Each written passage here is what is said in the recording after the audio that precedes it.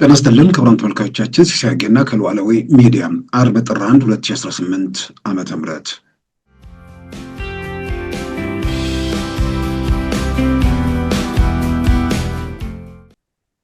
የጅቡቲንም ተመሳሳይ ነገር ነው።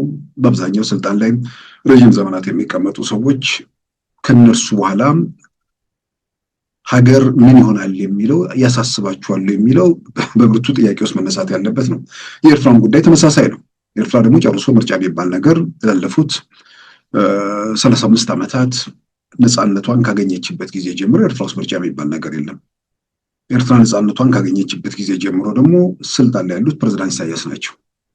እርሳቸውም የፊታችን የካቲት 80 ዓመት ይሞላቸዋል።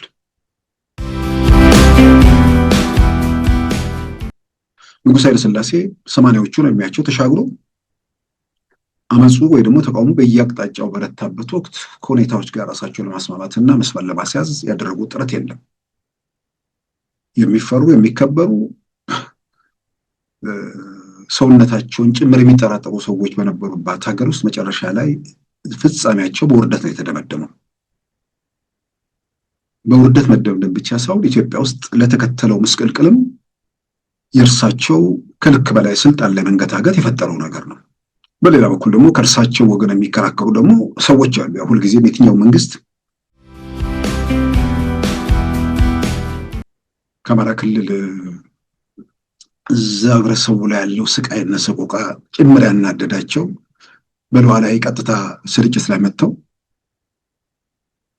ይሄንን ሁከቱ ግርግር አካባቢ ያለውን የተመልካች ቁጥር መሰረት አድርጎ ይሄ ነገር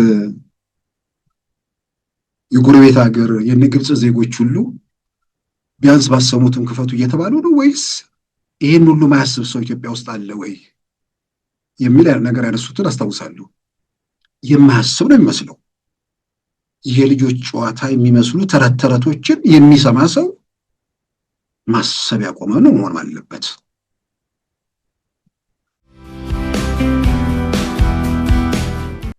የአማራ ክልልን 90% ይዘናዋል ይላሉ። ካርታው ላይ ተኝተህበት ነው? ስለው ተኝተህበት ነው ወይስ መሬት ላይ ያለ ነገር ነው? ይሄ ሲባል እንኳን አንድ ሰው እዛ ጋር መቆም ያለበት 90% ጎረቤት ሀገር ነው ያለው የአማራ ክልል 90%። የትኛው ቀበሌ ላይ የትኛው ወረዳ ላይ?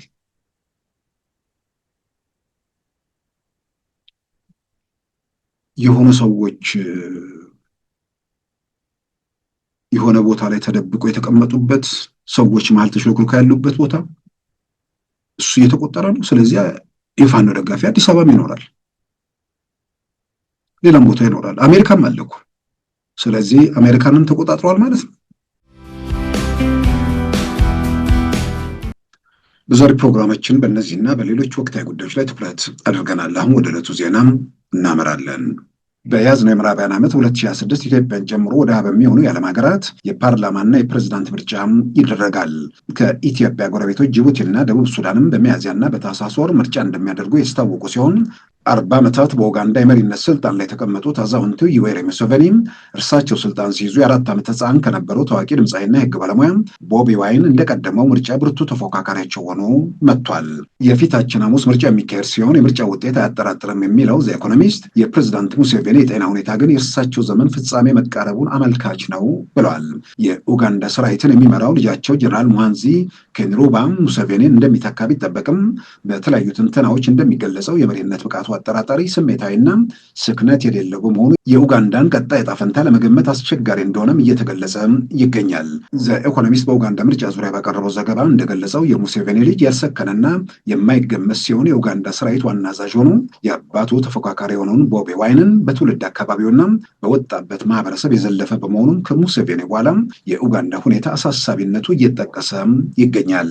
በኡጋንዳ ምድር የጭካኔ አገዛዝ ያሰፈነውንና በበርካታ ዘግናኝ ወንጀሎቹ የሚጠቀሰውን የነበረውን የኡጋንዳ መሪ የነበረውን ኢዲ አሚን ዳዳን ከስልጣን ለማስወገድ መሳሪያ ይዘው የሸፈቱት ዩዌሪ ሙሴቬኒ በታንዛኒያ መንግስት ድጋፍ የኢዲ አሚን አገዛዝ እንደ አውሮፓውያን አቆጣጠር በ1979 ዓ.ም ቢገረሰስም ሙሴቬኒ በ1980 በተካሄደው ምርጫ የሚልተን አቦቴ በተጨበረበረ መንገድ አሸንፏል በሚል ተመልሰው በረሃ ወረዱ። ከ5 ዓመታት የትጥቅ ትግል በኋላም ርዕሰ ከተማዋ ካምፓላ የደረሱት ዩዌሪ ሙሴቬኒ እንደ አውሮፓውያን አቆጣጠር ጥር 29 ቀን 1986 ዓ.ም ልክ የዛሬ 40 ዓመት ቃለ መሃላ ፈጽመው የመሪነቱን ስልጣን ጨበጡ። በስልጣን ላይ 40 ዓመታት ወደዚህ ምድር ከመጡ ደግሞ 81 ዓመታት ያስቆጠሩት ዩዌሪ ሙሴቬኒ በቀጣዩ ሐሙስ ለሚካሄደው ምርጫ አሁንም ለ7ኛ ጊዜ ለፕሬዝዳንትነት ለመወዳደር ቀርበዋል። የምርጫው ውጤት ምን እንደሚሆን ከወዲሁ ያላጠራጠረ በመሆኑ ለቀጣዮቹ 5 ዓመታት በፕሬዝዳንትነት እንዲቀጥሉ የሀገሪቱ ምርጫ ኮሚሽን እንደሚያጸድቀው የሚጠበቅ ቢሆንም የጤናቸው ሁኔታ የዕለት ተዕለት ተግባራትን በተገቢው ለመከናወን ያስችላለው የሚለው ቀጣዩን የኡጋንዳ ሁኔታ ጥርጣሬ ውስጥ አስገብቷል። በተለይም ፕሬዝዳንቱን ይተካሉ የሚባሉ ስሜታዊ ልጃቸው ያለ ልጓም ብቻቸውን ከተለቀቁ የኡጋንዳ መጻኢን ጊዜ ያበላሻሉ የሚሉ ወገኖች ምናልባት ሙሴቬኒ ወንድማቸውን ጡረተኛውን ጀነራል ሳሊ ሳላህን ይበልጥ ወደፊት መስመር ካላመጡ ኡጋንዳም እንደርሳቸው ሁሉ ጤናዋ የሚታወቁበት ሁኔታ ሊከተል ይችላል በሚል ስጋታቸውን እየገለጹ ይገኛሉ። የምርጫ ውጤት ሊጭበረበርና ሁከት ሊፈጠር ይችል የሆነ የሚለው ስጋት አሳሳቢ እንዳልሆነም እየተገለጸ ይገኛል። ቦቢ ዋይን የሚካሄደው ምርጫ ሳይሆን ጦርነት ነው በማለት ቢገልጸውም ወደ ግጭትና ሁከት የሚያመሩ ሁኔታዎች እንዳይኖሩ እንደሚሰሩም ፓርቲያቸው አስታውቋል። በዚህ ዙሪያ ዘ ኢኮኖሚስት ባቀረበው ዘገባም በምርጫ ማግስት የሚደረጉ ተቃዋሚዎችን ለሞት አጋልጠው የግልበተኞችን ስልጣን አጽንቶ ከመቀጠል ውጭ ያመጣው ፋይዳ እንደሌለም በቅርቡ በሞዛምቢክና በታንዛኒያ የተካሄዱ ምርጫዎችን በአብነት ጠቅሷል። በሀገራቱ በመቶና በሺዎች የሚቆጠሩ ሰዎች አደባባይ ወጥተው ቢገደሉም ባለስልጣናቱ ስልጣናቸውን አስጠብቀው ቀጥለዋል። በዚህ በምዕራባውያኑ 2026 በአጠቃላይ በዓለም ላይ ወደ 20 በሚጠጉ ሀገራት ምርጫ የሚካሄድ ሲሆን ብራዚል፣ ኮሎምቢያ፣ ፔሩ፣ ፖርቹጋል በዝርዝር ውስጥ ተካተዋል። ከአፍሪካ ሀገራት ደግሞ ከኡጋንዳ በተጨማሪ እንደ አውሮፓውያን አቆጣጠር መጋቢት 2 በኮንጎ ብራዛቪል፣ ሚያዝያ 12 በቤኒን፣ ሰኔ 1 ወይም ግንቦት 4 በኢትዮጵያ ቀኑ በግልጽ ባይጠቀስም በሚያዝያ ወር በጅቡቲ፣ በጥቅምት በኬፕ ቨርዴ፣ በታህሳስ ወር በደቡብ ሱዳንና ጋምቢያ ጠቅላላና ፕሬዝዳንታዊ ምርጫዎች ይካሄዳሉ። በአፍሪካ ውስጥ ከሚገኙ ሀገራት ፕሬዝዳንታዊ ምርጫ የማይካሄድባቸው 2 ሀገራት ሲሆኑ አንዷ ኢትዮጵያ ስትሆን ሌላኛውም ትንሽቷ የደሴት ሀገር ሞሪሸስ ብቻ ነች። ሞሪሸስ በኢንዲያን ኦሸን ላይ የምትገኝ 1.2 ሚሊዮን ህዝብ ሀገር ስትሆን የአፍሪካ ህብረትም አባል ነች።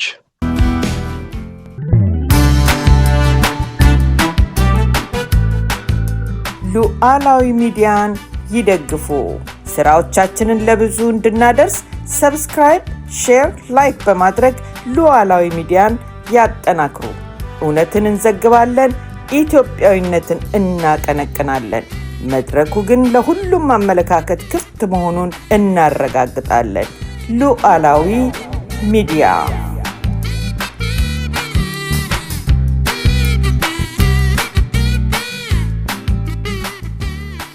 ክቡራን ተመልካቾቻችን የኢትዮጵያ ሀገር አቀፍ ምርጫ በዚህ ዓመት በግንቦት ወር እንደሚካሄድ የኢትዮጵያ ብሔራዊ ምርጫ ቦርድ አስቀድሞ ይፋ ማድረጉ ይታወሳል። በዚህ ዓመት በአውሮፓውያኖቹ አቆጣጠር 2026 ነው ማለት ነው። በአጠቃላይ በዓለም ላይ ወደ 20 ሀገራት ለምርጫ ይካሄዳል። ያው የመሪዎች ምርጫ ማለት ነው።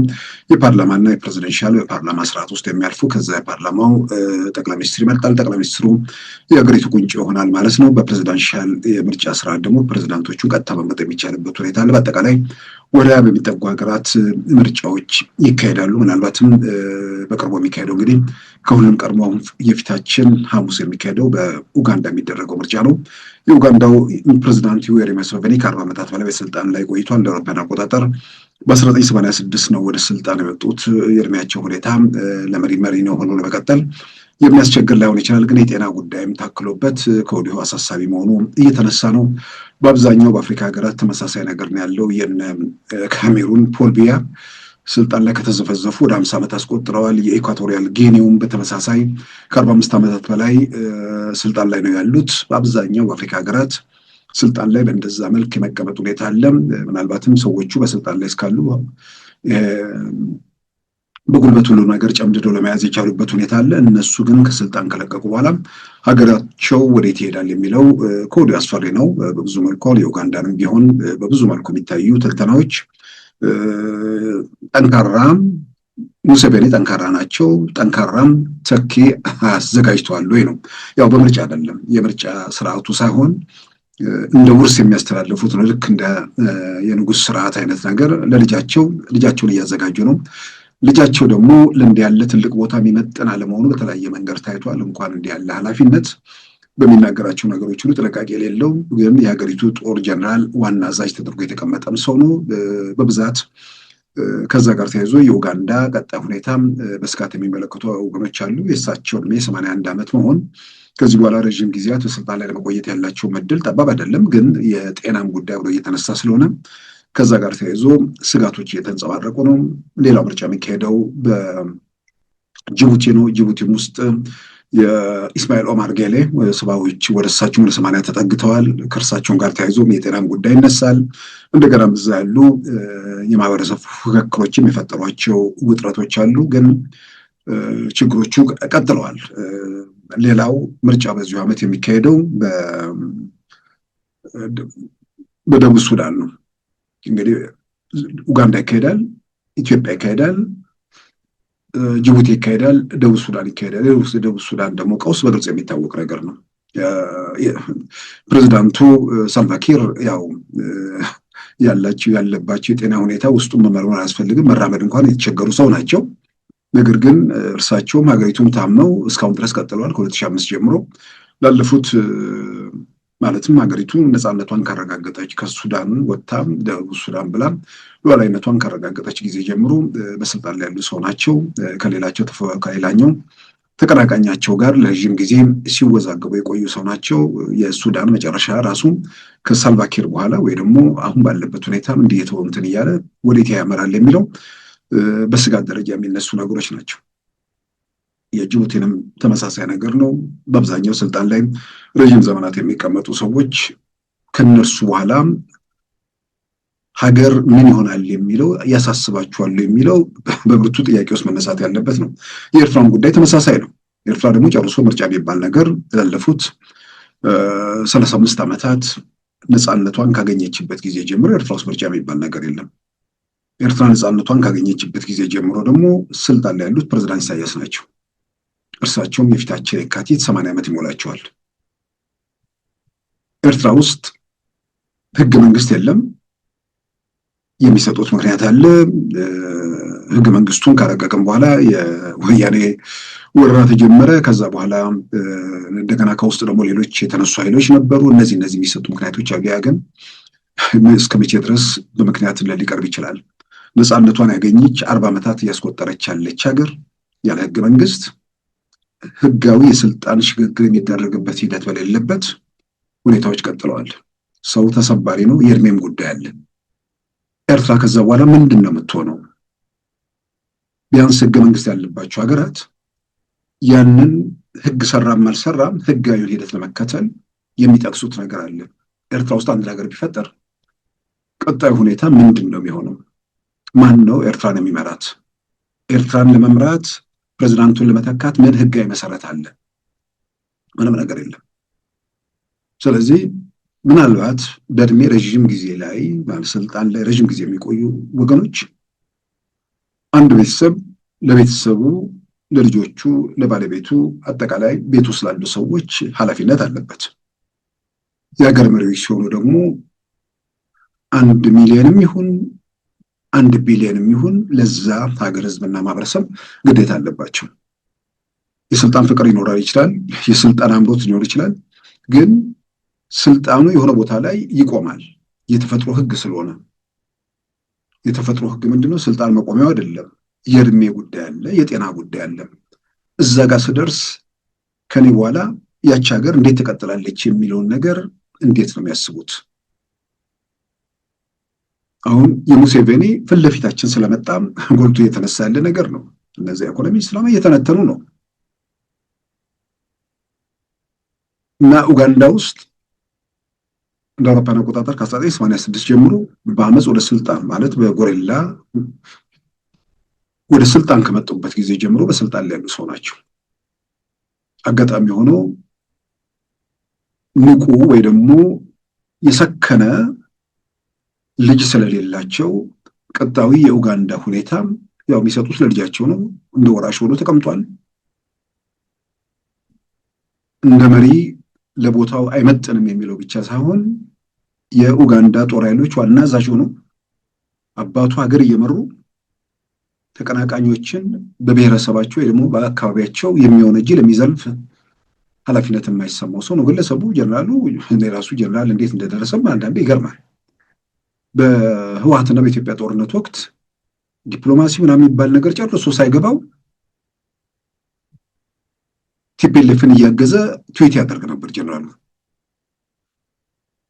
ስለዚህ በተለያየ መንገድ እንደሚታየው ሙሴቬኒ ኡጋንዳ ለዚህ ሰው ጥሎ የሚሄዱ ከሆነ ኡጋንዳ እንግዲህ በጣም የተረጋጋች በአንጻራዊ መልኩ ጥሩ ሁኔታ ላይ ያለች ሀገር ሌሎች ወደሚተራመሱት ሀገራት ተርታ የመግባት እድሏን ሰፊ ነው። ምናልባት ወንድማቸው የሙሴቬኒ ወንድም በጡረታ የተገለሉ ምክንያቱም በጡረታ የተገለሉት ልጃቸውን እንዳይቀናቀኑ ሊሆን ይችላል። ግን ኡጋንዳን ለመጠበቅ ካስፈለገ እርሳቸውን ወደ ስልጣን ወደ ማምጣት መመለሱ በጣም አስፈላጊ እንደሆነም በተለያየ መንገድ የሚሰጡ ትንተናዎች አሉ። አሁንም ከበስተጀርባ ይሰራሉ የሚል ነገር አለ። ምናልባት ኡጋንዳን ወደ መከራ ወደ ቀውስ እንዳትሄድ ማዳን የሚቻለው ልጅየውን ከጨዋታው አውጥቶ ወንድማቸውን ወደፊት መስመር ማምጣት ከተቻለ ነው ብለው የሚሰጡ ትንተናዎች አሉ። ግን ረጅም ጊዜ በስልጣን ላይ የሚቆዩት እድሜያቸው እየሄደ ያለም ሰዎች ለምንድን ነው አደጋዎቹን ማየት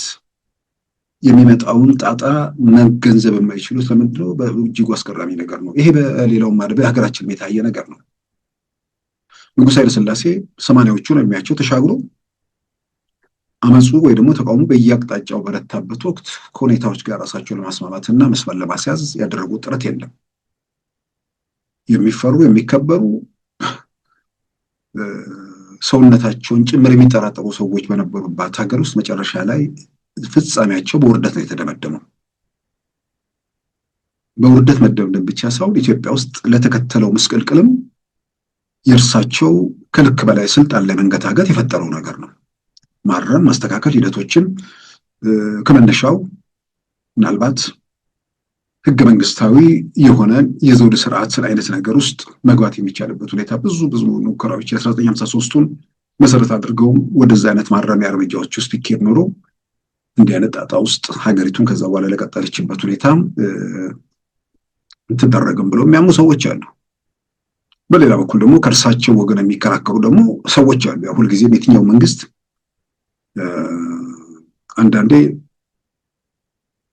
በምክንያት የሚከራከሩላቸው አሉ።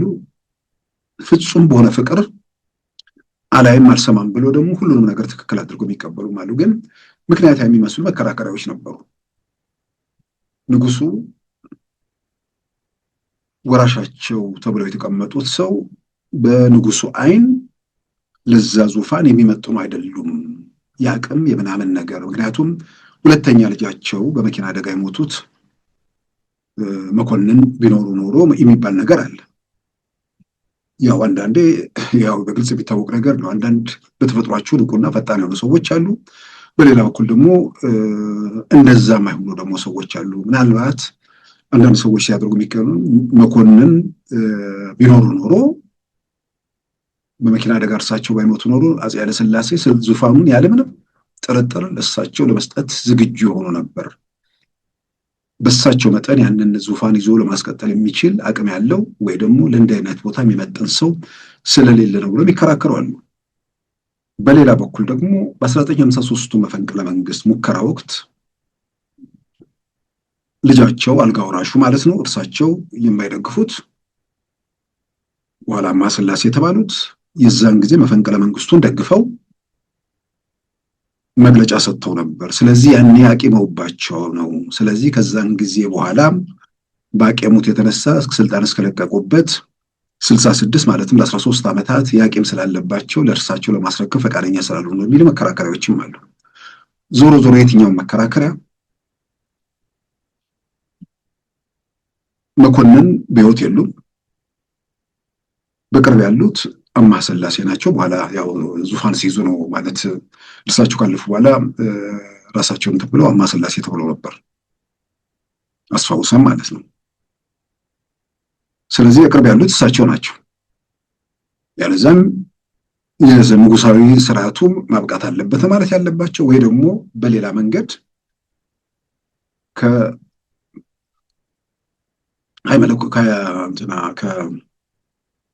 ሳህለ ሥላሴ ጀምሮ በሚመጣው መስመር ላይ ሌሎችም ከእርሳቸው ቤተሰብ ውጭ ደግሞ የሆኑ ሰዎችም አሉ።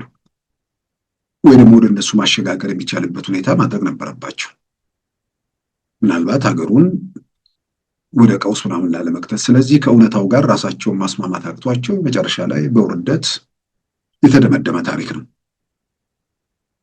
እና የሆነ ቦታ ላይ ስልጣን ላይ የሆነ ጫፍ ላይ ሲደረስ አንድ ወቅት አሁን የዓለም የጤና ድርጅት ዳይሬክተር ዶክተር ቴዎድሮስ አዳኖም አንድ መድረክ ላይ ሲናገሩ የሚጻፉትን ያነበብኩት ትግራይ ውስጥ አንድ ሀገር ሽማግሌ የሰጡት ምክር የሚል ነገር ነው።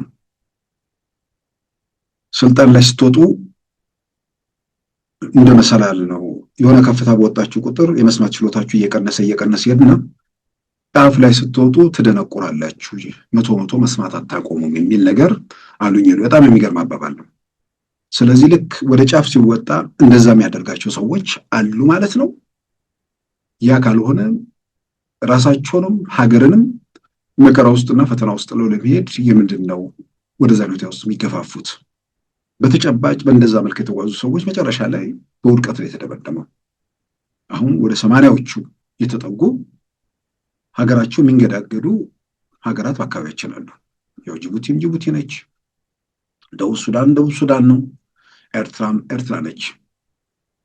እነዚህ ሀገራት ወደ 80ዎቹ ዕድሜ ውስጥ የተጠጉ ሰዎች ከዛ በኋላ ሀገሩ እንዴት ይቀጥላል የሚለውን የሚያሳስባቸው አይመስልም። የኡጋንዳው ያው በግልጽ በአደባባይ እየተገለጸ ያለ ነገር ስለሆነ ማለት ነው። ምናልባት መንግስታት የሀገራትን ቀጣይነት ለማረጋገጥ ምን ማድረግ አለብን የሚለውን ለምን ማሰብ ወይ ደግሞ እዛ ላይ መስራት እንደማይችሉ በአብዛኛው ግራ የሚያጋባ ነገር ነው። ምናልባት የእድሜው ጉዳይ 80 ምናምን የሚባለው ያን ያህል ከባድ ላይሆን ይችላል፣ ትልቅ ላይሆን ይችላል። ግን ደግሞ በየትኛው መመዘኛ ደግሞ ሲታይ 80 በጣም ረዥም ነው፣ ትልቅ እድሜ ነው። ምሳሌ ብንወስድ በአሜሪካ 47 ፕሬዝዳንቶች ከ47 ውስጥ ሁለቱ ስለደገሙ 45 ፕሬዝዳንቶች ናቸው በታሪክ ውስጥ ያሉት ትራምፕን ጨምሮ። 23ኛው ፕሬዝዳንት ደግመዋል።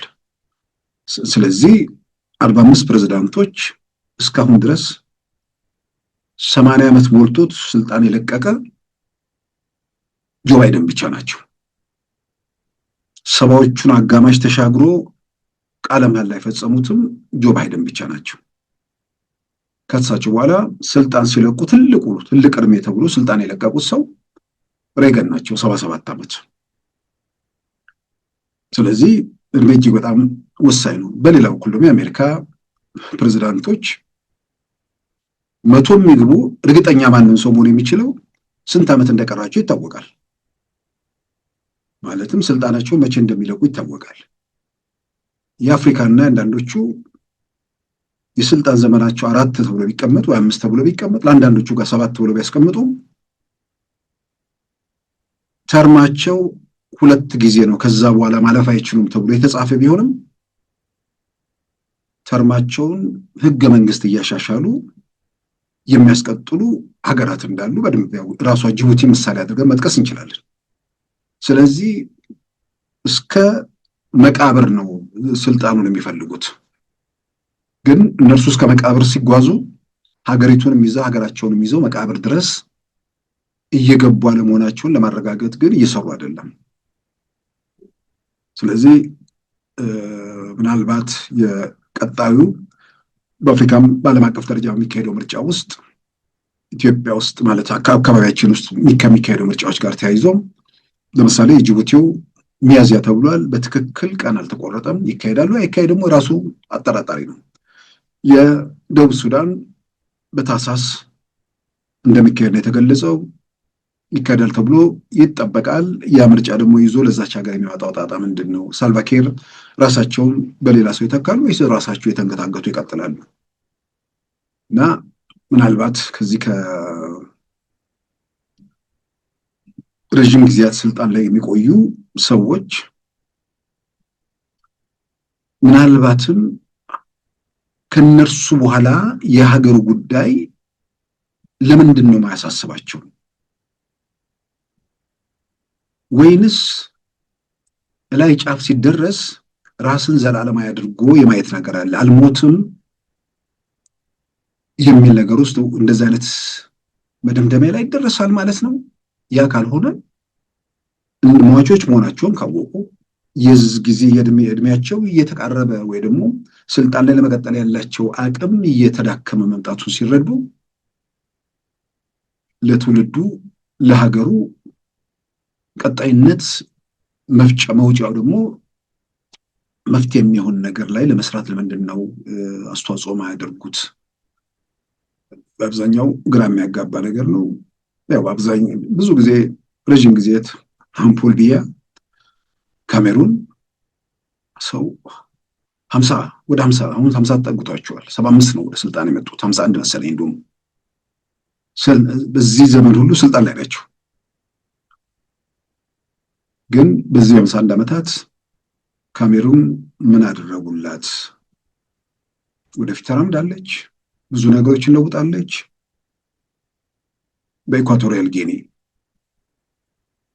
ቴዎዶር እሳቸው እንዲህ ያለ መንዘረዘራቸው በርካታ ሀገራት አሉ። ዞሮ ዞሮ ግን በአብዛኛው ረዥም ዘመን ስልጣን ላይ የሚዘፈዘፉት በአፍሪካ ውስጥ ያሉ መሪዎች ናቸው እና ይሄ ምናልባት የአፍሪካ በ2026 የሚካሄደው ምርጫ ጋር ተያይዞ በእነዚህ ሀገራት በተለይ የኡጋንዳ፣ የጅቡቲ፣ የደቡብ ሱዳን በዚህ 2026 የሚካሄዱ ምርጫዎች ስለሆኑ በነዛ ሀገራት ሰዎቹ እድሜ መርዘም ጋር ወይ ደግሞ እድሜያቸው መሄድ ጋር ተያይዞ በየሀገራቱ ምን አይነት ሁኔታ ይከተላል? ደግሞ ሶስቱም በተለይ ደግሞ ሁለቱ በጣም ለኢትዮጵያ ጎረቤት ስለሆኑ ያ ሁኔታ በጣም ትኩረት የሚስብ ነገር ነው። ምናልባትም ከነዚህ ፕሬዚደንሻል ምርጫዎች ጋር ተያይዞ የኢትዮጵያ ምርጫ ይካሄዳል። ሁሌ የሚገርመኝ ነገር ነው። በአፍሪካ ደረጃ ምርጫ የመሪ ምርጫ ይደረጋል። ኡጋንዳውያንም ይሁኑ ታንዛኒያውያንም ኬንያውያንም ሁሉም አደባባይ ወጥተው መሪያቸው ነው የሚመርጡት። ሄደው ድምፅ የሚሰጡት እከሌና እከሌ ለሚባሉ ሰዎች ነው። ሀገሬን የሚመራው እከሌ ነው ብለው ለመምረጥ ነው የሚወጡት አደባባይ። ኢትዮጵያ ውስጥ ያ የለም።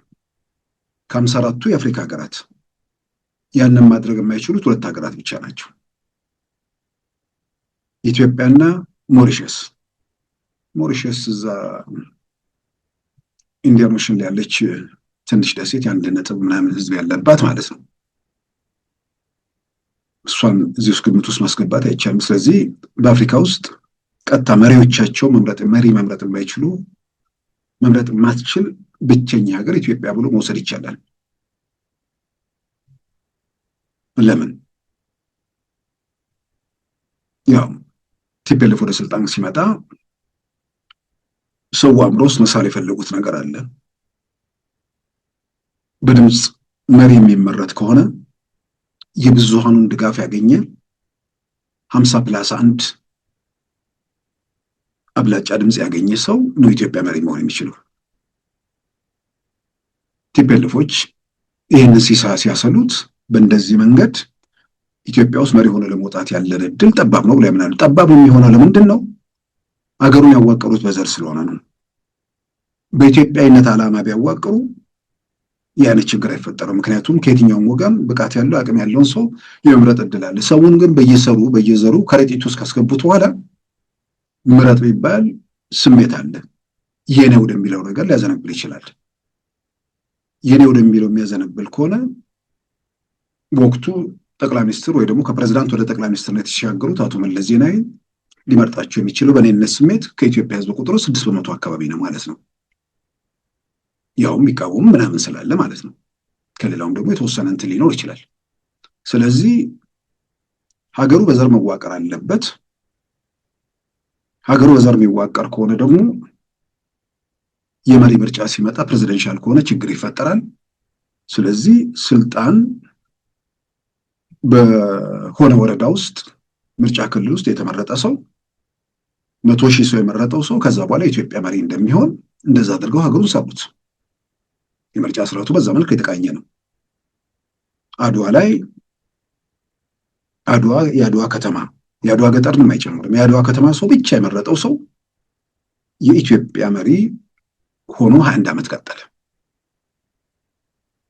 ከዛ በኋላ ደግሞ ወላይታ ላይ ወለሶ ሶሬ ምርጫ ክልል የተመረጡት አቶ ኃይለማርያም 6-7 ዓመት በዛ ሁኔታ ውስጥ የኢትዮጵያ መሪ ሆነው ቀጠሉ። ጅማ በሻሻ ላይ የተመረጡት ጠቅላይ ሚኒስትር አብይ ወደ 6-7 ዓመት በአንድ ምርጫ ጣቢያ የተመረጡት ሰው 6-7 ዓመት የኢትዮጵያ መሪ ሆነው እንዲቀጥሉ ተደረገ። ሂደቱ የተሰራው የብዙሃኑን ፍላጎትና ስሜት ያንጸባረቀ ኢትዮጵያን በጋራ የተስማሙበት መሪ ለመምረጥ የመቻል ሁኔታ ዝግ ነበር። ያ ሁኔታ ለምንድን ነው እንዳልኩት ስልጣን ላይ ለመቀጠል ያለን እድል ያ ነው ብለው ስላመኑ፣ በሌላ በኩል ደግሞ ኢትዮጵያ ውስጥ ንጉሱ ከሄዱ በኋላ በተለይም ነው የደርግ ሕገ መንግስት በ1980 ከተረቀቀ በኋላ መሪ የሚለው ነገር በዓለም ላይም በስፋት ሲሰማ የሚታወቀው ያው ደግሞ የዓለም ቁንጮ የሆነችው አሜሪካ መሪው ፕሬዚዳንት የሚል ነገር ስላለ ኮሎኔል መንግስቱን ከስልጣን ሲለቁ ፕሬዚዳንት ስለነበሩ ሰው አእምሮ ውስጥ ፕሬዚዳንት የሚባለው ነገር መሪ ነው የሚለው ነገር ስለሚወሰድ አቶ መለስ ዜናዊም የሽግግሩ ምንድን ነው ኢህአዴግ አዲስ አበባ ሲቆጣጠር ወይ ቲፒኤልኤፍ አዲስ አበባ ሲቆጣጠር የተዋቀረው የሽግግር መንግስት ማለት ጊዜያዊ መንግስት ለአንድ ወር ሲቀጥል ፕሬዝዳንት ነበሩ። የሽግግር መንግስቱ ተቋቁሞ ለ2 ዓመት ሲቀጥልም ፕሬዝዳንት ነበሩ። ከዛ በኋላ ምርጫ ተደረገና እንዳልኩት በዚህ የምርጫ ሂደት በአንድ የምርጫ ክልል ያሸነፈ ሰው መሪ ሆኖ የሚወጣበት የፖለቲካ ስርዓት ከተዋቀረ በኋላ ኢትዮጵያ ፓርላማ ውስጥ ሰውን እንዴት ማህበረሰቡን እኮ እንደሚንቁ እንዴት እንዳላገጡ ማሳያው ኢትዮጵያ ፓርላማ የመጀመሪያው ምርጫ የተባለው ተካሂዶ ዶክተር ነጋሶ ፕሬዝዳንት ተብለው አቶ መለስ ዜናዊ ስልጣናቸውን ለዶክተር ነጋሶ ጊዳዳ አስረከቡ። ዶክተር ነጋሶ ፕሬዝዳንት ሆኑ ተብሎ ዜና ተሰራ። በፓርላማው ርክክብ ሲደረግ የሚያሳይ ቪዲዮ ተለቀቀ። በወቅቱ በጣም የሚያናድድ ነበር። እንዴት በመሪ መንግስት ደረጃ ያለ አካል ሰው እንዴት ህዝብ ያደናግራል? የወሳኝነቱ ስልጣን ሙሉ በሙሉ በጠቅላይ ሚኒስትሩ እጅ ሆኖ ስልጣን አቶ መለስ ዜናዊ ለዶክተር ነጋሶ አስረከቡ የሚል መግለጫ ነበር የተሰጠው። ከዛም ሁለቱም እጃቸውን ወደ ላይ ከፍ አድርገው ፎቶ ተነሱ።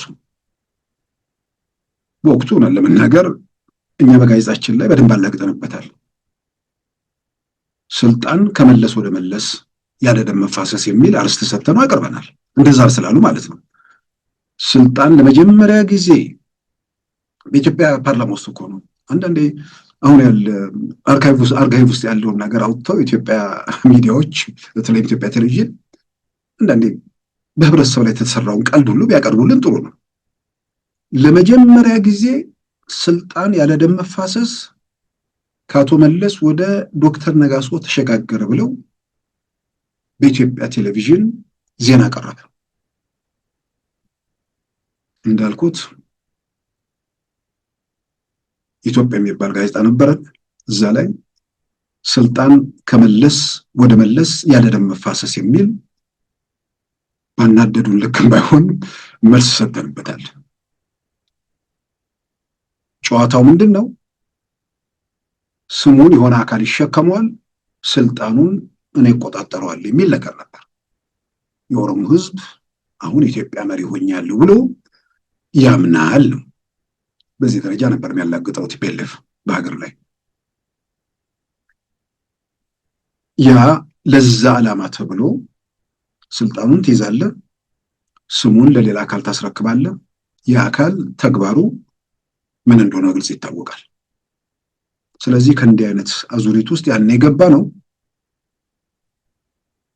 ስልጣኑን ለመያዝ ያለን እድልና አማራጭ ይሄ ብቻ ነው ብለው ስላመኑ ኢትዮጵያን በጋራ የሚመርጡት ሳይሆን 100,000 ሰው የመረጠው ሰው መሪ የሚሆንበት ሁኔታ የፈጠሩበት የፖለቲካ ስርዓት ነው። ስለዚህ ፕሬዚደንሻል የምርጫ ስርዓት ኢትዮጵያ ውስጥ ባለመኖሩ ኢትዮጵያውያን በታሪካቸው ያው የደርግን መቼ ምርጫ ነው ብሎ የሚያወራ ሰው አለ ብዬ አላምንም።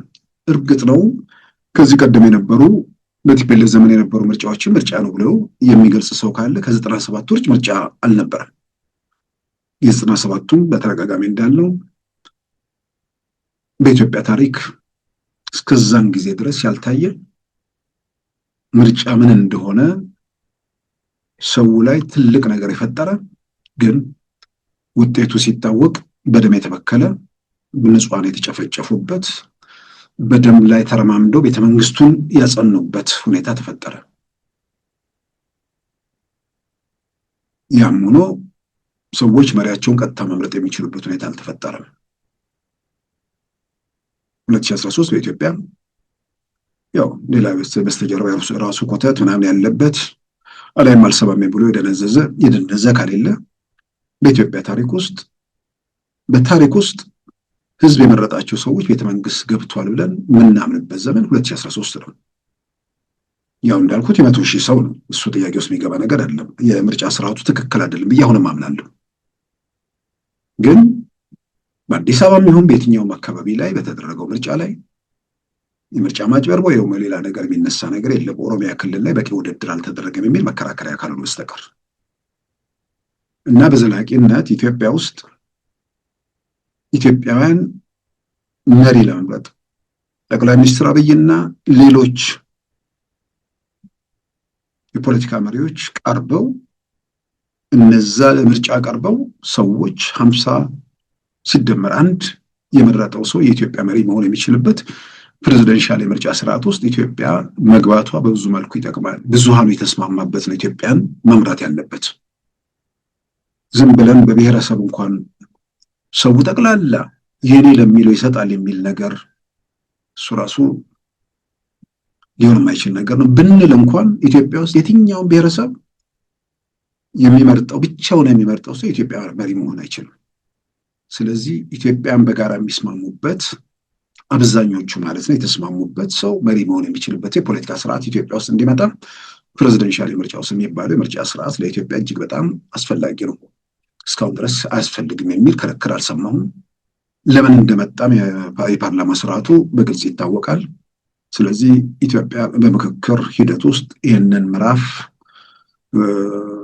ህገ መንግስት ማሻሻያ ውስጥ እንደዚህ አይነት ነገሮች ግምት ውስጥ ይገባሉ ተብሎ ይታመናል። አንዳንድ ፓርቲዎችም በይፋ ይህንን ጥሪ እያቀረቡ ነው። ስለዚህ ወግ ይደርሰናል። ቀጥታ መሪ የምንመርጥበት ሁኔታ ምናልባት 2018 ኦልሬዲ አልፏል። 2025 ላይ ኢትዮጵያን በቀጥታ መሪያቸውን የሚመርጡበት የፖለቲካ ስርዓት የፕሬዚደንሻል የምርጫ ስርዓት ኢትዮጵያ ውስጥ ይፈጠራል ብለን እናምናለን።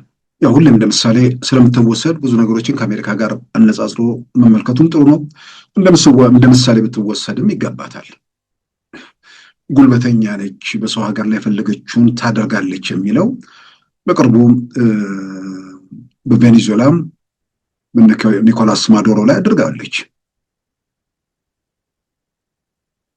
አስቀድማም በፓናማም በኖሬጋ ላይ ፈጽመዋለች። ጉልበተኛ ነች።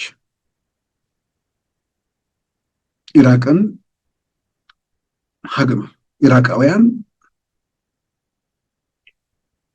በአንድ ወቅት ተጽዕኖ ፈጣሪ የዓለም የዜና አርዕስት የነበረ ሀገር ዛሬ ኢራቅ የምትባለውን አዲሱ ትውልድ ምን ያህሉ እንደሚያውቃት አላውቅም።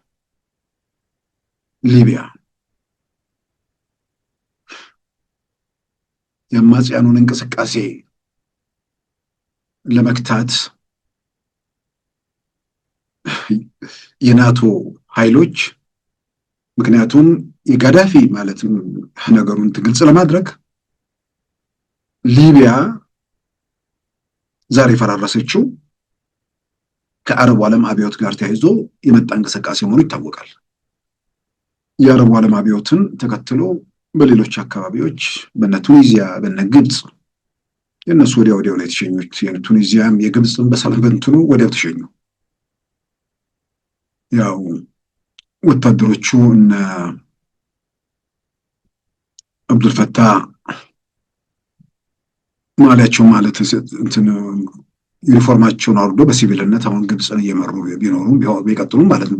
በምርጫ ያሸነፉትን የሙስሊም ብራዘርሁድ መሪ አስወግደው ሚሊተሪ ልብሳቸውን አውርደው በሲቪል ግብፅን እየመሩ ያሉበት ሁኔታ ቢኖርም ማለት ነው። ስለዚህ በቱኒዚያ በግብፅ እስከ ሱዳን የደረሰበት ሁኔታ ነበር። ያው ሱዳን በወቅቱ ተመለሰ። ነገር ግን ያው መጨረሻ ላይ ምናልባት ያኔ ሱዳን ያኔ አልበሽር ያኔ ቢወርዱ ኖሮ ዛሬ ያለችበት ሁኔታ መስቀልቅል ውስጥ ትገባ ነበር ወይንስ ያኔውኑ ትፈርስ ነበር? እርግጠኛ መሆን ያስቸግራል። ያንን መመከት ማቆም ተችሎ ነበር። ግን ያው የአረቡ ዓለም አብዮት መሐመድ ቡአዚዝ ቱኒዚያ ውስጥ ያቀጣጠለው አብዮት አንድ የፍራፍሬ ነጋዴ ፍራፍሬ ከሚነግድበት ቦታ ላይ እንዲነሳ ተደርጎ ከዛ በኋላ በአንዲት ፖሊስ በጥፊ መመታቱ በጥፊ ተመታው ብሎ ራሱን አቃጥሎ ህይወቱን ሰዋ። ከዛ በኋላ ቱኒዚያን አቀጣጠላት፣ ወደ ግብፅ ተሻገረ። የቱኒዚያ የግብፅ መሪዎች ስልጣናቸውን አጡ። የየመኑ አብደላ ሳላህም ስልጣናቸውን አጡ። እንደውም ወደ ኢትዮጵያ መጥተው መኖር ጀመሩና ነገሩን ሲል አጓጓቸው፣ ተመልሰው ሄዱ።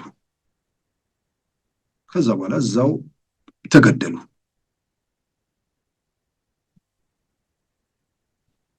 ሶሪያ ተናነቀች። ትልቅ ተቃውሞ፣ ትልቅ እንቅስቃሴ ነበር። ያው የጊዜ ጉዳይ ነው። 10 ምናምን ዓመት በኋላ ደግሞ እሱም የሶሪያ መሪ እሳቸውም ከስልጣን ያው በቅርብ ጊዜ ተወግደው የአሸባሪው አይሲስ አባል አሁን ሶሪያን እየመራ ነው። የአሸባሪው አይሲስ አባል የሆነ ሰው ዋይት ሃውስ ገብቶ ከፕሬዝዳንት ትራምፕ ጋር መነጋገር ችሏል። በዛ ጋር ያኔ ተቀጣጠለው አብዮት ሊቢያ ጋዳፊ ተቋቁሞት ነበር። ከቤንጋዚ የተነሳው የአመፅ እንቅስቃሴ እየበረታ ሲመጣ በአውሮፕላንም በምን የሚጠቀሙ ነበር። የአማጽያኑ እንቅስቃሴ በኃይል ምንድነው ሰላማዊ ሰዎች በአውሮፕላን እየተደበደቡ ነው። ስለዚህ ያንን ለማቆም የተባበሩት መንግስታት ድርጅት ኖ ፍላይ ዞን የጸጥታው ምክር ቤት አወጀ። ያ ማለት የሊቢያ አውሮፕላኖች ተነስተው አማጽያኑን እንዳይደበድቡ ማለት ነው። የተባለው አማጽያኑን ሳይሆን ሰላማዊ ሰዎች እንዳይደበድቡ ነው። ሰላማዊ ሰዎች ተደብድበዋል አልተደበደቡ ራሱ ሊያነጋግር ይችላል። ዞሮ ዞሮ ጋዳፊ ከመነሻው ጀምሮ ስለማይፈልጉ መሄድ ስለነበረባቸው ያን አጋጣሚ ኖ ፍላይ ዞኑ ታወጀ። በኋላ ኦባማ በመጽሐፋቸው ላይ የፕሮሚስ ላንድ ላይ በጸጸት የሚያነሱት ነገር ነው።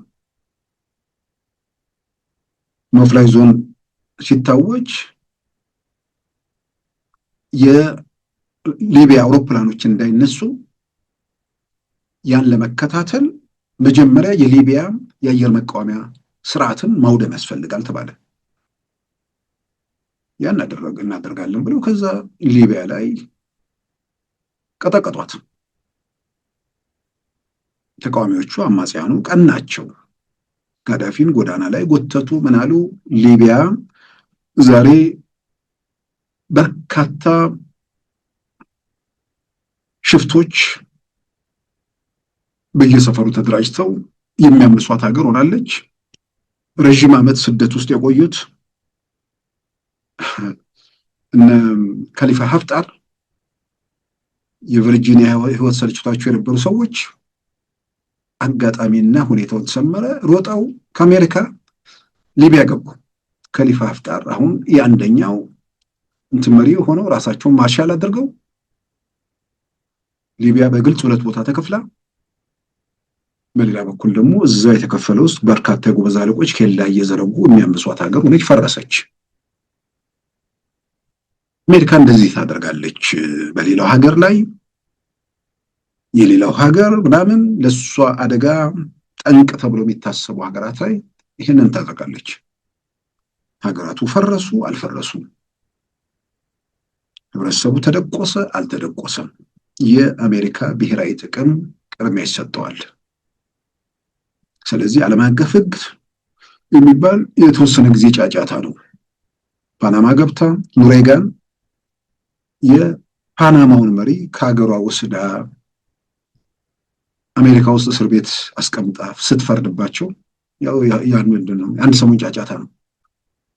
ዛሬ ደግሞ ተደገመ። ቬኔዙዌላን ፕሬዝዳንት ሀገራቸው ገብተው ከቤተ መንግስት ጎትታ ምጥታ ኒውዮርክ ላይ በጣም በካቴና ጠፍራ ፍርድ ቤት እያቀረበች ነው። በሌላ ሀገር ምናምን መብት ጥቅም ግድ የላቸውም፣ ያው በግልጽ ይታያል። ነገር ግን ወደድንም ጠላንም ደግሞ አሜሪካ ውስጥ ህግና ስርዓት በአሜሪካኖቹ በኩል የተከበረ ነው። የምርጫ ስርዓታቸው በ4 ዓመት የአንድ ሰው የስልጣን ዘመን 4 ዓመት ግፋቤል 8 ዓመት ከዛ በላይ መሄድ የሚችልበት እድል የለም፣ ዝግ ነው። 4 ዓመት ብቻ ተሳክቶላቸው ከውጭ ሁለተኛውን ዙር ማሸነፍ ያልቻሉ ሰዎች ደግሞ ተመልሰው የመምጣት እድል ስላላቸው በታሪክ ውስጥ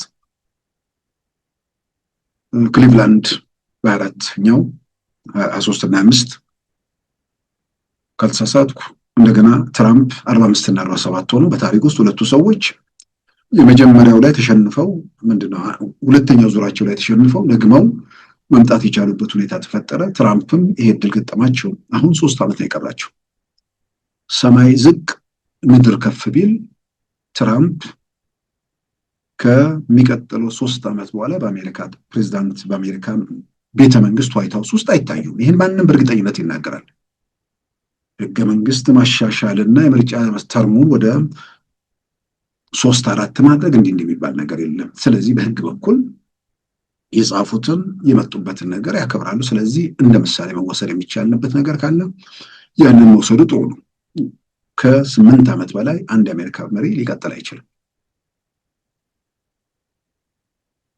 እርግጥ ነው የእድሜ ገደብ የለም። የትኛውም በ100 ዓመት አትወዳደር የሚል የለም። በምርኩዝ የሄድክም መወዳደር ከፈለክ ህዝብ ይምረጥህ እንጂ እንዲህ አይነት ገደብ የለም። ገደብ ያለው ትንሹ እድሜ ነው። 35 ዓመት ያልሞላው ሰው ለአሜሪካ ፕሬዝዳንታዊ ውድድር አይወዳደርም። ይሄ አሜሪካ ሄዶ አሜሪካ የሆነ ሰው ለአሜሪካ ፕሬዝዳንታዊ ውድድር አይወዳደርም። በአሜሪካ ምድር መወለድ አለበት። አሜሪካ ውስጥ ቢያንስ 14 ዓመት መኖር አለበት እንዲህ የሚባሉ መመዘኛዎች አሉ። ከዛ ውጭ የእድሜ ገደብ የለም። በስውር የሚታወቀው ግን ደግሞ አቅም የሌለው ሰው ገንዘብ ማሰባሰብ ያልቻለ በርካታ ሚሊዮን ዶላሮች ምናልባትም ቢሊዮኖች መንቀሳቀስ የማይችል ሰው ያንን ያላደረገ ሰው ደግሞ ወደ ምርጫ አሸንፎ ለመምጣት ያለበት እድል ዝግ ነው። ዞሮ ዞሮ ግን በህግ ያለው ነገር ህግ የሚከበርባት ሀገር ነች። ስለዚህ ያንን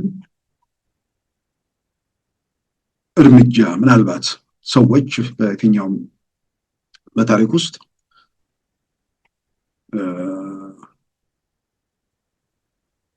ኦማር ጌሌ የጅቡቲው ለጅቡቲያውያን ታሪክ የሚሰሩት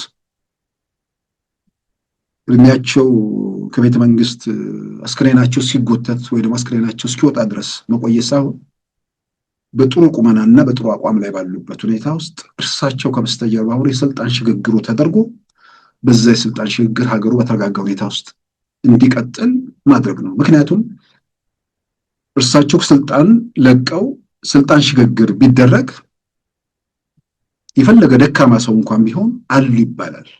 እርሳቸው አሉ የሚባል ነገር ይፈጥራል። እርሳቸው ከሄዱ በኋላ የፈለገ ጠንካራ ሰው ቢሆን ያልተለመደ ነገር ስለሆነ የሚያስከትለው አደጋ ደግሞ ግልጽ ነው። ስለዚህ ስልጣናቸው ጋር ከስልጣናቸው እኩል አይደለም። የስልጣናቸውን 1/20 ወይ ደግሞ 1/100 ያህል እንኳን ለሚመሩት ህዝብ ያስቡለታል ወይ? ያን ያህል ስልጣናቸው የሚጓጉትን ያህል እንደው 10 በመቶ ያህል ይጨነቁለታል የሚል ጥያቄ የሚያስነሳ ይሄንን ነው። እድሜያቸው እየሄደ የጤናቸው ሁኔታ ምናምን እየተነሳ እንደገና የምርጥ ምንድን ነው የህገ መንግስት ማሻሻያ ተደርጎ እንደገና ስልጣን ላይ ለመቀጠል የምትል የሚል ነገር ከቤተ መንግስት ውጭ ህይወት የለም እንዴ? እርግጥ ነው እዛ ጋር የደረሱ ሰዎች ናቸው የሚያውቁት። እዛ ጋር የሆነ ነገር የሚፈጥረው ነገር አለ ወይ ደግሞ እንዳንል፣ በተግባር ደግሞ ለቀው የሚሄዱ ሰዎች ተከበው የሚያልፉ ሰዎች ደግሞ አይተናል። እና በ2026 በፈረንጆቹ ማለት ነው በአካባቢያችን እንግዲህ ቢያንስ 4 ምርጫዎች የኡጋንዳ፣ የጅቡቲም፣ የደቡብ ሱዳንና የኢትዮጵያ ምርጫ ይካሄዳል። የኢትዮጵያ ከሌሎቹ የተለየ ነው እንዳልኩት የፓርላማ ስርዓት ምርጫ ነው። የተሻለ ምርጫ ይኖራል ብለን እናምናለን። በየትኛው መመዘኛ ደግሞ የዛሬ 5 ዓመት ከነበረው ሁኔታ አንጻር በጣም ኢትዮጵያ ውስጥ የተረጋጋ ነገር አለ። በሰው በየራሱ ዓለም ውስጥ ራሱ አእምሮ ውስጥ የፈጠረውን ነገር በዛ እየጓጓ መቀጠል የለበትም። ሰላም ስለሌለ ምናምን የሚል ነገር እሱም በተደጋጋሚ ያሰተናል። ሰላም የቱ ጋር ነው ሰላም የታጣው? የትኛው ቀበሌ የትኛው እንትን ላይ ሰላም የተረጋጋ ሁኔታ ወይ ደግሞ ከቁጥጥር ውጭ ወጥተዋል ተብሎ የሚታመኑ ቦታዎች አሉ ወይ ነው። ሁል ጊዜ ይህንን ነገር የሚናገሩ ሰዎች ለደጋፊ ቁጥር በጣም ደፋሮች ናቸው። የአማራ ክልልን 90% ይዘነዋል ይላሉ። ካርታው ላይ ተኝተህበት ነው? ስለኸው ተኝተህበት ነው ወይስ መሬት ላይ ያለ ነገር ነው? ይሄ ሲባል እንኳን አንድ ሰው እዛ ጋር መቆም ያለበት 90% ጎረቤት ሀገር ነው ያለው የአማራ ክልል 90%። የትኛው ቀበሌ ላይ የትኛው ወረዳ ላይ?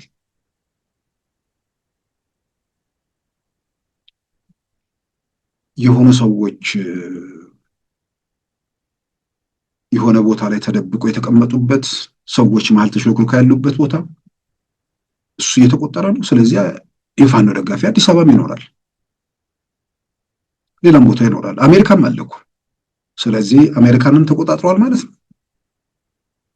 እንዲህ አይነት ተረት ይሄ ለሚያስብ ለሚመዝን ሰው የማይመጥነውን የልጆች ጨዋታ አቁሞ ትርጉም ያለው ነገር ውስጥ መቀጠሉ በጣም አስፈላጊ ነው።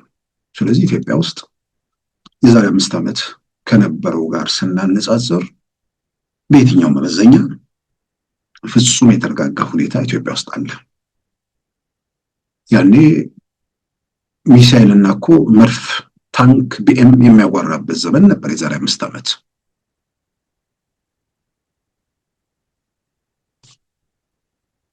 እነሸኔ እንደዚህ ውልቅልቃቸው ያልወጣበት ዘመን ነበር። ፋኖ ተደራጅቶ መተኮስ አልጀመረም እንጂ ይፎክር የነበረበት ዘመን ነበር።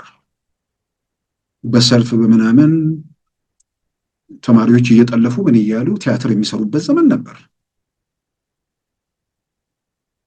ከመስከረም 30 በኋላ መንግስት የለም እያሉ እነ ጀዋር እነ ልደቱ የቲፒኤልኤፍን አጀንዳ በአብሪነት ሲፈጽሙ የነበረበት ዘመን ነበር። ያለ ምርጫ እንቀጥልም ብሎ ቲፒኤልኤፎች የምርጫ ቲያትር የሚሰሩበት አጠቃላይ ሁከት፣ ግርግር፣ ቀውስ የገነገነበት ዘመን ነበር። ያን የምርጫ ያደረገች ሀገር ከያኔው ጋር ስናነጻጽር ዛሬ ኮሽታ የለም ብለን በእርግጠኝነት መናገር እንችላለን። የንጽጽር ጉዳይ ነው። የሆነ ሰፈር ላይ የሚተኩሱ ሰዎች የሉም ማለት አይደለም። የሆነ ሰፈር ላይ ሰላም ሊወርድ ነው ብለው መረጃ ሰጥተው ከበስተጀርባ የሚያስተኩሱ ምናምን ሰዎች የሉም ማለት አይደለም። ለዚህ ለምንድን ነው የዚህ ታጣቂዎችን የሚደግፉ ሰዎች ጭንቅላታቸውን ያሰሩ? የሆነ ገደልን ማረክ ምናምን ሲባል የትኛውን ቀበሌ ያዛችሁት? የት ደረሳችሁ? የሆነ ነገር ያደረገ አካል የሆነ ቦታ መድረስ አለበት ወይ መንፋቀቅ አለበት እኮ የተወሰነ ነገር። የደፈጣ ጥቃት ሰንዝረ ምናምን የደፈጣ ጥቃት ሽፍታም ያደርጋል እኮ ከሆነ ማለት ነው። አሁን ችግሩ እነዚህ ሰዎች ከመጠን በላይ ሲዋሹ ስለኖሩ እውነቱም ውሸቱም ለደጋፊዎቻቸውም ግራ እያጋባ መጥቷል። ስለተጋቡም ይመስለኛል በአንድ ወቅት የትኛውን ኮሽታ ነገር ትልቅ እንትን ነበር። በቃ ዜና ምናምን ተመልካቹ ምናምን አስደንጋጭ ነበር። ይህ ሁሉ ሰው ማሰብ አይችልም ወይ ያስብል ነበር ያኔ። ማሰብ አይችልም ወይ ነው። ምክንያቱ የሚባለውን ነገር ዝም ብሎ ለሚመዝን ሰው የሚሆን ነገር ስላልሆነ ማለት ነው። እንደውም አንድ ከአማራ ክልል እዛ ህብረተሰቡ ላይ ያለው ስቃይና ሰቆቃ ጭምር ያናደዳቸው በሉዓላዊ ቀጥታ ስርጭት ላይ መጥተው ይሄንን ሁከቱ ግርግር አካባቢ ያለውን የተመልካች ቁጥር መሰረት አድርጎ ይሄ ነገር የጎረቤት ሀገር የነ ግብፅ ዜጎች ሁሉ ቢያንስ ባሰሙትም ክፈቱ እየተባሉ ነው ወይስ ይሄን ሁሉ ማያስብ ሰው ኢትዮጵያ ውስጥ አለ ወይ የሚል ነገር ያነሱትን አስታውሳለሁ። የማያስብ ነው የሚመስለው። የልጆች ጨዋታ የሚመስሉ ተረት ተረቶችን የሚሰማ ሰው ማሰብ ያቆመ ነው መሆን አለበት። እና 80% ሲባል 80% ሰምቶ አለመሸማቀቁ አይደለም እኮ የሚገርመው፣ ያንን መልሶ ለአንተ ይነግርሃል። 80% ካርታ ስለተዘፍዘፈበት እንጂ መሬት ላይ የሌለ እውነታ ነው። እና ያኔ የዛሬ 5 ዓመት ኢትዮጵያ ውስጥ ምርጫ ማድረግ ከተቻለ ተችሎም ታይቷል። ዛሬ ላይ ምርጫ በደንብ ማድረግ የሚቻልበት ሁኔታ ተፈጥሯል። ዝም ብሎ አልመጣም። በእርግጥ ዋጋ ተከፍሎበታል። በየሰፈሩ እንዘጭ ሲል የነበረው ሁሉ አደብ አስገዝቶ ሰላምን አረጋግጦ የቀሩ የሚንከባለሉ የሚቀጠሉ ነገሮች ቢኖሩም ለማናቸው መመዘኛ ከዛሬ 5 ዓመቱ ብቻ ሳይሆን በቀደሙት በቲፒኤልኤፍ ዘመንም እኮ ሁሌ ለሰዎች ደጋግሞ ማስታወሱ ጥሩ ነው። አንዳንዴ ያኔ እኮ ሰላም ነው ምናምን የሚል ሰው አለ። ልክ ነው፣ ሰላም ነው፣ ምንም ጥያቄ ውስጥ የሚገባ ነገር አይደለም። አንጻራዊ ነው። ግን ኦጋዴን በእሳት በአውሮፕላንም በምንም እየነደደ ነበር። በአውሮፕላን ዓለም ወደዛች ድርሽ የማይልበት ሁኔታ ነበር። ስለዚህም ኢትዮጵያ ውስጥ ምርጫ ሲካሄድ ሶማሌ ክልል ምርጫ አይካሄድም ነበር። በኋላ ላይ ሌላው ተካሂዶ ምናምን ካለቀ በኋላ ሶማሌ ክልል ምርጫ ይካሄድ ነበር።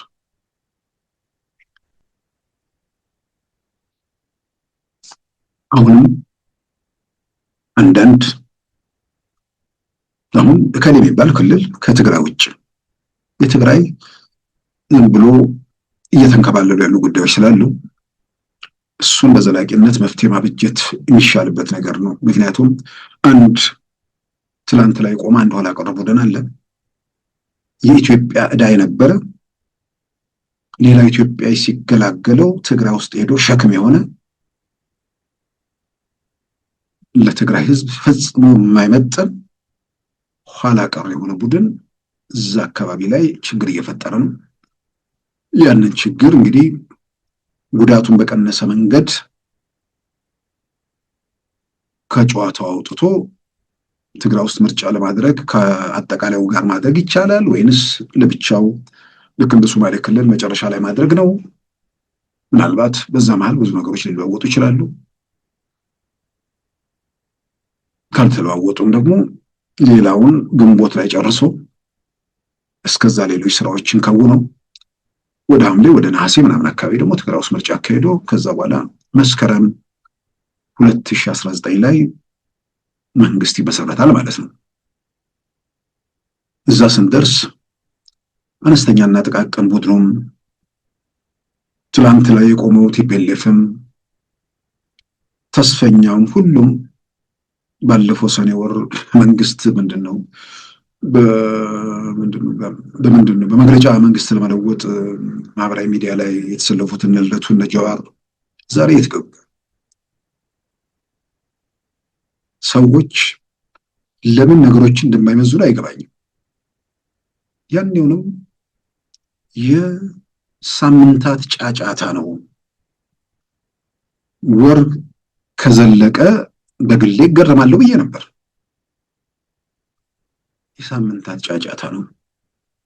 ዛሬ መንግስት ስለመለወጥ የሚያወሩ ሰዎች የት እንደገቡ ራሱ አድራሻቸው እየጠፋ ነው። ከእውነታው ጋር ራስን ማስማማት ስልጣን ሊያምርህ ይችላል።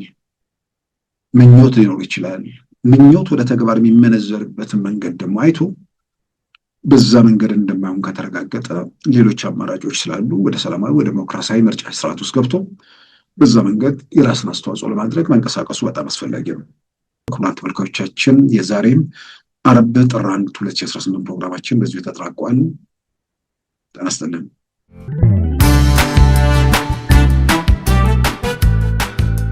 ሉዓላዊ ሚዲያን ይደግፉ። ስራዎቻችንን ለብዙ እንድናደርስ ሰብስክራይብ፣ ሼር፣ ላይክ በማድረግ ሉዓላዊ ሚዲያን ያጠናክሩ። እውነትን እንዘግባለን፣ ኢትዮጵያዊነትን እናቀነቅናለን። መድረኩ ግን ለሁሉም አመለካከት ክፍት መሆኑን እናረጋግጣለን። ሉዓላዊ ሚዲያ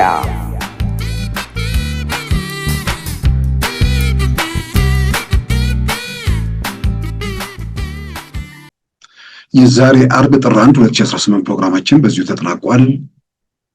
ጤና ይስጥልን።